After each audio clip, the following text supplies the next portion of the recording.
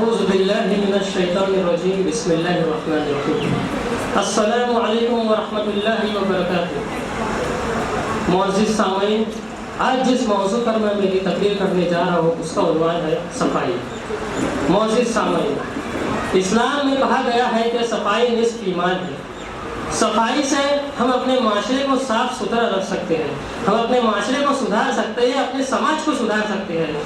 جو لوگ صفائی کو لے کر کام کرتے ہیں، یعنی کہ جگہ جگہ صفائی کرواتے ہیں، جو لوگ اپنے گھر کو صاف ستھرا رکھتے ہیں، اپنے آپ کو صاف ستھرا رکھتے ہیں، وہ معاشرے میں ایک بڑی عزت رکھتے ہیں، لوگ ان کو عزت کی نظر سے دیکھتے ہیں۔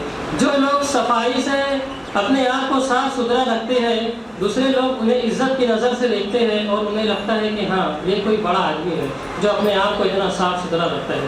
اور اسلام میں کہا گیا ہے کہ صفائی نصف ایمان ہے۔ صفائی سے ہم اپنے معاشرے کو بدل سکتے ہیں، ہم اپنی دنیا کو بدل سکتے ہیں، ہم اپنے دیش کو بدل سکتے ہیں۔